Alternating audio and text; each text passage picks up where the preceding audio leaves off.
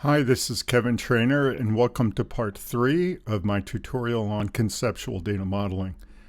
As we finished up part 2, um, I realized that we had a few issues with the conceptual data model that we didn't have worked out yet.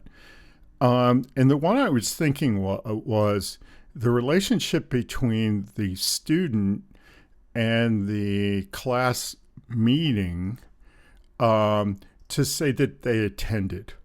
Okay. And then I said to myself, oh, that's a many-to-many relationship. So we need to create an associative entity to carry that. And the fact is, we will eventually, in our data modeling work, we will eventually do that. Okay. Because when we get to physical data modeling, or some people call this part of it logical data modeling, we're going to be coming up with a data model that can be implemented directly on a relational database. And in relational databases, many-to-many relationships cannot be represented directly. And so we introduce an additional entity that we call an associative entity that works a lot like this registration. Okay? And one of the things I realize now is that not only do we not need to put an associative entity in for the attendance, but we don't really need one for the registration yet either, because we can have a many-to-many relationship in a logical conceptual data model between course offering and student, and that's just fine. Okay? And the only time that we need to use an associative entity in a conceptual data model is when we have some data associated with the relationship that we need to keep track of. And we haven't really identified those requirements yet. So we're going to do the following thing. We're going to get rid of registration. Okay, this is a complication that we're going to introduce at a later time. Okay, and we're going to get rid of the associations that it has.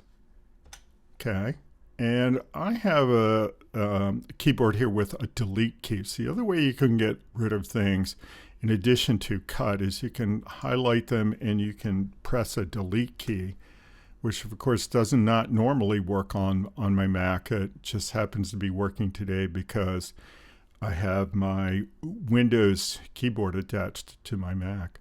So what we need now is a relationship between course offering and student to show that they have a many-to-many relationship. So I'm going to pull out a relationship. I'm just going to hook whatever end I want to course offering, because I'm going to turn both ends into manys. Okay, and then it looks like I need to pull over here, and then let's just take the other end and go up. Oh, well, geez, I don't have that first end attached all that well. Let's take the other end and go up and attach it to student. Okay. All right. So let's look at that. So the relationship between student and course offering, and the student is registered for the course offering. So let's give it a name. Registered for. Okay. And let's look at the cardinalities. Okay. So the cardinality going in the direction of course offering to student is fine. Each course offering, read to the other end, is for has 0 to many students, but read the other way, it's not currently on, because we say each student read to the other end, one and only one course offering. Well, no, that's not right. So let's right click, highlight that line, right click. I think this is probably the end symbol. Yeah, it says one and only one. And we want to change it to 0 or more. So we're going to go highlight that and click that. And now we say 0 or more at each end. Registered for. Okay, that's good. And now let's look. We're going to need a relationship between student and class meeting.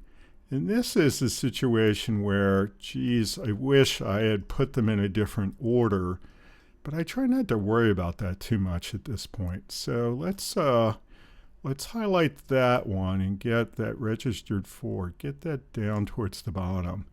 And then let's just try to draw the relationship between class meeting and student up the left-hand side and over the top. So again, it's going to be a many-to-many, so we don't really care which end we connect to what, because we're going to change them both to say 0 to many. Okay, so let's take this up here, and let's try to get it over and connect it to student. All right. Now, what we want to do is we want to avoid these line hops. So come down to the middle of that line that we just added. There's a little dot there. And drag it to the left over here. And we can see that we have a line. Now, it's not connected to the right side of the box. So let's get it over here to the proper side of the box. Now the line's a little too close to course offering, so let's highlight it. There's a little dot in the middle. Let's just try to get that and pull it out here. Okay, looks pretty good to me. Oh, it's not up high enough. So now we need to get it up higher. And again, this stuff gets kind of bulky, but let's try to pull that up over there. Okay. And again, it's a little bit like trying to keep your finger in the dike here. It can get pretty interesting. So we've got it at the right side there, right there, but we just can't seem. I'm going to pull course offering a little bit to the right, so maybe we can get this line away from it. Yeah, now I can. All right, so there's maybe a sloppy job there. And if I double click on that line, the relationship between course offering and student,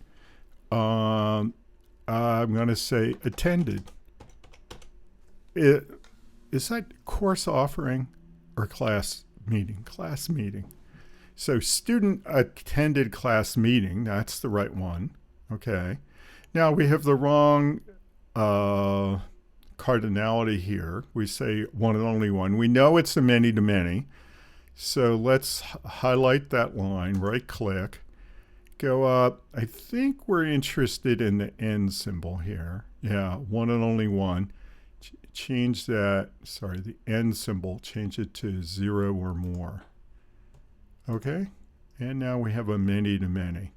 So now we have two many-to-many relationship. We know that the relationship between students and class meetings is many-to-many. And we know that the relationship between students and course offerings is many-to-many, but we don't have to resolve these here because we have a conceptual data model, okay? And we are going to have to add these associative entities when we get to the next step in data modeling, which is, for us, it's going to be called physical data modeling, okay? So I'm going to save this as it is now. So what else do we have to do in part 3? Well, we need to come up with the proper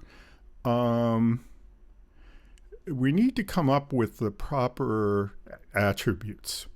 So attributes are data items or fields that are associated with entity types. when we create a relational database from this, each attribute is going to turn into a column. So each entity type is going to turn into a relational table, and each attribute is going to turn into a column in that table. Okay?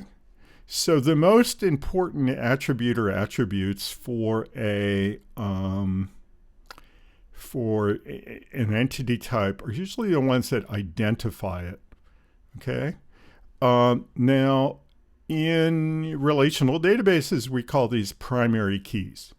And you will notice that the top attribute in each of these entity type boxes has a PK symbol saying that that attribute is the primary key.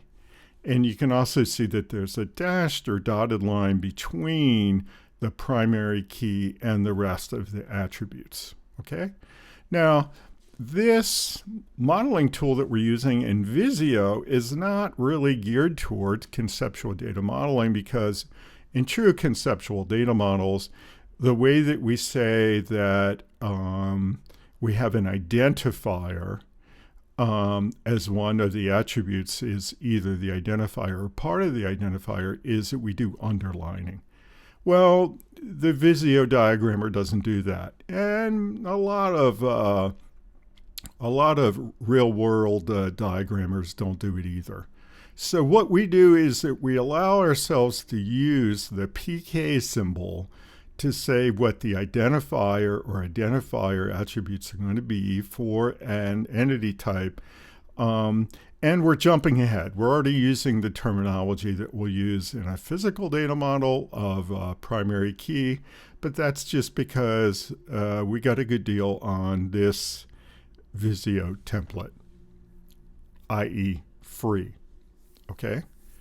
So typically, let's kind of think of some things that we're going to want to know for the student. Okay? We're going to want to know the name. Okay, so let's call it student name. Okay. We're probably going to want to know their email address, just offhand. Although,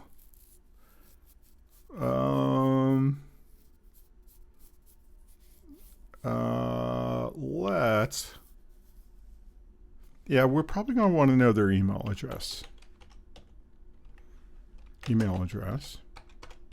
Okay. And are they going to have some kind of identifier? Well, what could we use as an identifier for the student? Well, they have student numbers. They have social security numbers. Social security numbers are not a good choice. Student numbers are going to be different at each institution. So if I, let's see how that goes. Let's just come up with an arbitrary student ID field. Okay, so let's just call this student ID, all one word. Okay, and say that that's going to be some kind of arbitrary key that we give to them. It might be their student ID number. It might be something else. It might be just an arbitrary integer value that we give it to them. Okay, so we can probably do the same thing for instructor. So let's say that they have an instructor ID and they have an instructor name and they have an email address. And I just want to point out that this is probably the fact that the student and instructor are so similar to each other that they both carry email address is an indicator that maybe we're carrying email address at the wrong spot. Okay, I just want to point that out.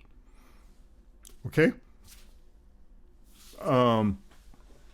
Because it's redundant information. Okay? In a sense. All right? We're going to leave it there for now. Okay, it may be too much trouble we could create a common entity type called person, and we could keep track if that person was a student or that person was an instructor. But because students and instructors participate in different relationships, I kind of like what we have now. And if that means that we have an email address on 2 of these, then I'm going to live with that for now. Okay, so let's look down at the course offering. So what are we going to have for attributes? Well, we're going to have course name. We're going to have course number. Okay. And we're going to have a couple more things. Let's see if we can add an attribute. Put it on top of here. Put it on top of a particular attributes and then say insert attribute after. Okay. And the course name is the course number. There's a section ID. Okay. All right. And then is there going to be anything else? Yeah, it's for a particular semester. Okay, so for right now, we can find out what semester this is for by looking across to here. Okay, so we don't have to record the semester on here. We can chase it down across the relationship. Okay, so course name, course number, section ID. But these are not enough to make it unique. So course number, section ID, we're still going to have semester ID. So in fact, I'm thinking that the course number, if we put it up here, is going to be part of the key and the section ID.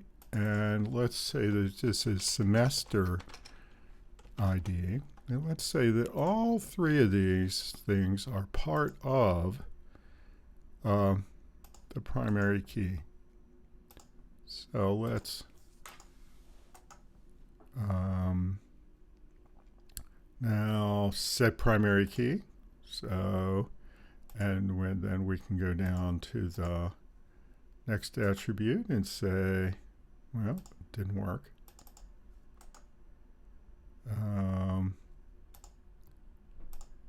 There are 2 clicked states for these things. Set primary key right there. Okay, so this is a 3-part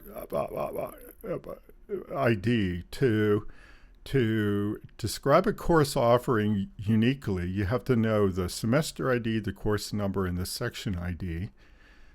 Okay, and then the course name. Okay. Now, there could be some redundancies in there too. Okay, so let's be a little bit clearer. Let's call it course description. That might be a combination of a name and the days that it meets and maybe where it meets and all that kind of stuff. Okay, so we could maybe put that all together. Okay, well, maybe not. If we're going to have course description, let's think of this. So let's have course name. All right, and then we want a couple more. Let's think about that. Course name and insert an attribute after.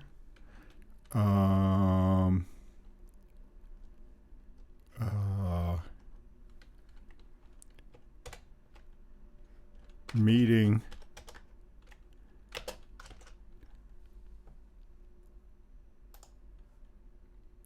oh geez, we got a little we found a way to get it to underline. So that was not what we wanted. So let's, it's interesting. There is actually a way to get it to underline. Okay, so course name, I'm going to highlight it again, insert attribute after. So course name,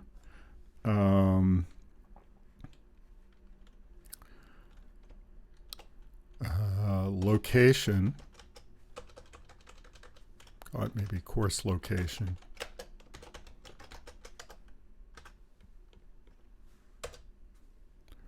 And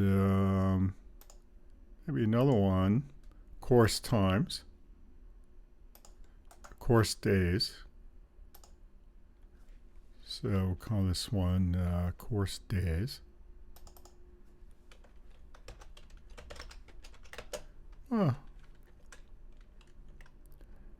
Course day.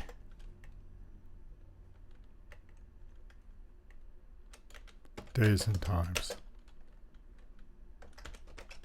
Okay, so again, and I've done some stuff here, like I haven't been completely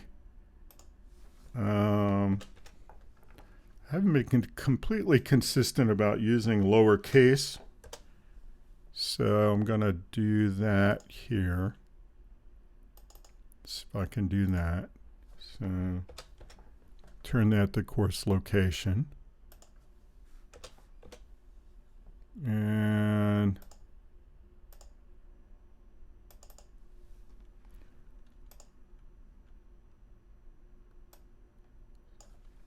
so let's just call this day and time. Days and times. How's that? Hey, maybe that's not the most, maybe that's not the best design of all times, but it's a good start. Okay. So I'm going to bring that up there. Okay. So the semester,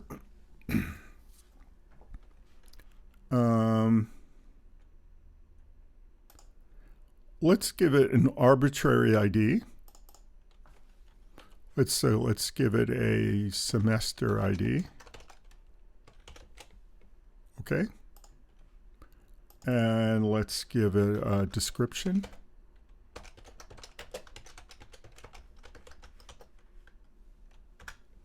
Okay, like spring 2016. All right. And let's cut that. So we're out of there.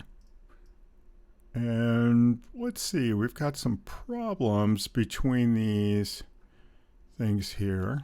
Let's try to move the course offering to semester thing down a little bit. Again, these can get pretty squirrely. These can get pretty squirrely indeed. Okay, so that's a little bit better.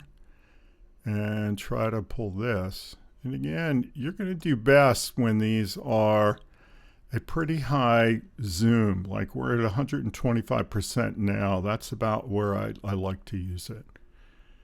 Okay, so we've got attributes on here, and again, I've lost the connection to that guy. Put them on there. Class meeting. Okay, so the class meeting is going to happen on a particular date. And let's take a look at that. Okay, so the class meeting is going to be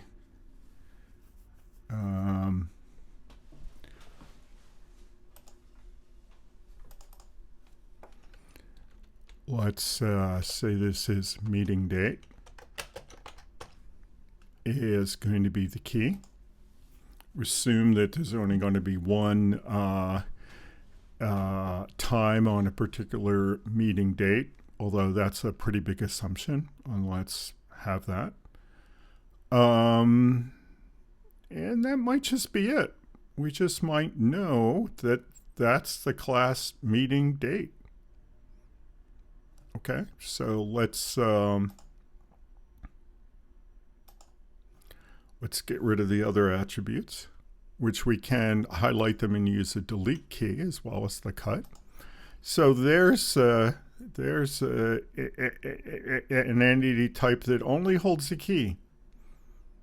All right, and let's go down to permission. Okay. And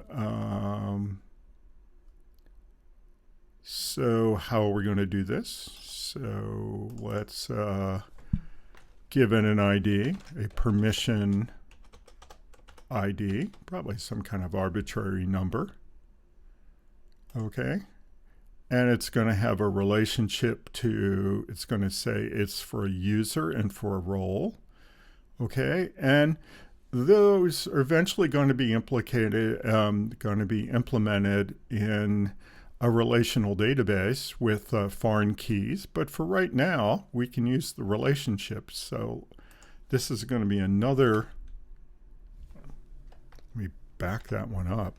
This is going to be another entity type with only a key. Okay, because we're going to have the permission ID, and then it's going to have relationships to system user and role. Okay, and then a role is going to have a role ID. Okay, and it's going to have a role name.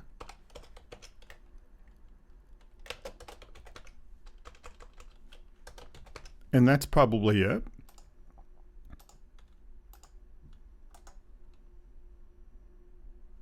Let's cut that one. And the system user, let's think about that. And let's say we have a system user. Okay.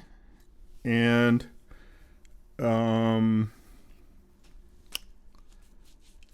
let's have a user ID.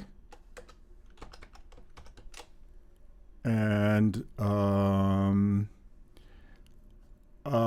how do we know who that's for? Well, it's either for a person. It's either for a student or an instructor. Okay. Maybe we can put the email address here. So let's go back and take the email address that we had there, take it out of there, take that out of there and say, oh, okay, we'll just keep the email address down in the system user. So we've got the email address. Okay, we're probably going to need a password. And that might be it. So here, we've got something that is probably going to support the use cases. Okay, we've got something for the semester, something for the course offering, something for the course meeting. Oh, you know what we don't have? Each class meeting has to have a password. Remember that? Oh, yeah. Kevin forgot about that, didn't he? Okay, so let's insert, well, we don't want a primary key attribute. So let's see what we can do here. Let's see if we can pull this down somewhat. Nope, not working. Undo with Control Z. Undo again with Control Z. So, okay, so we're going to insert a primary key attribute. And then let's unflag it, say it's not a primary key attribute. Click Set Primary Key again. Now that's going to go away. Now we've got this little line. We can drag that up. That separates the key, the primary key from the regular attributes. So we've got the meeting date, and we need the meeting class meeting password,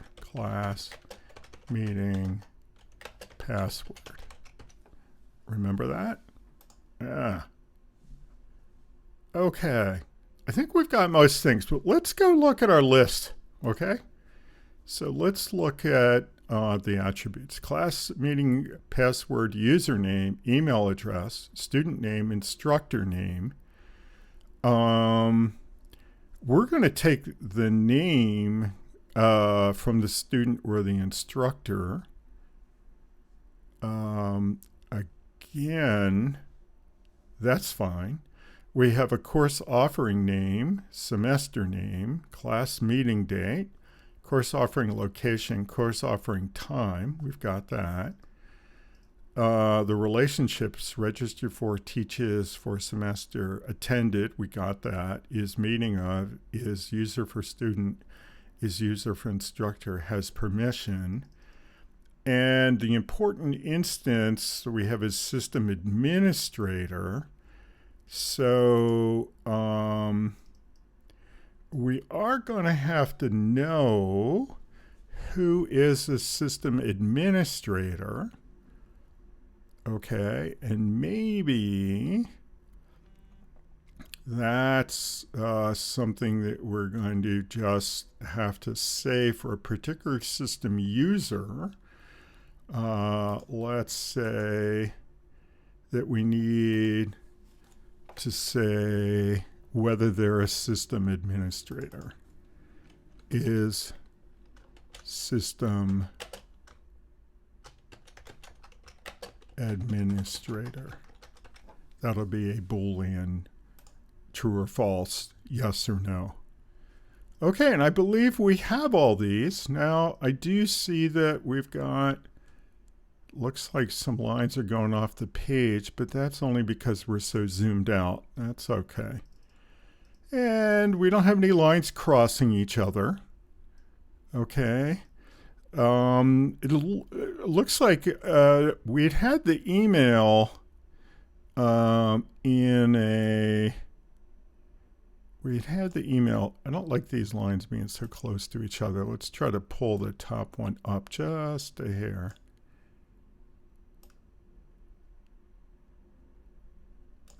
It really doesn't want to bring that up, does it?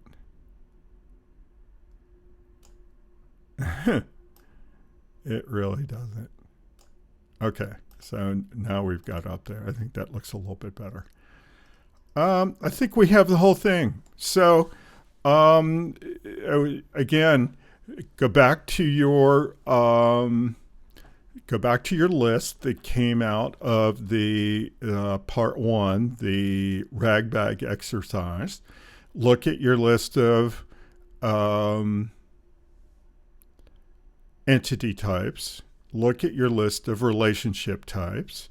Look at your list of attributes. Look at your list of important instances. And make sure that you have a way to record all that in the data model.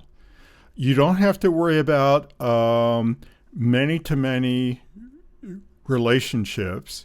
The only thing that you would need an associative entity for here is if one of your relationships, many-to-many or one-to-many or even one-to-one, should carry some data. And we don't really have that requirement here to model, so we can't show you an example of that. And this is ready to be walked through with the user, where we just kind of we walk them around the model and say, these are the data that we see as being part of the applications and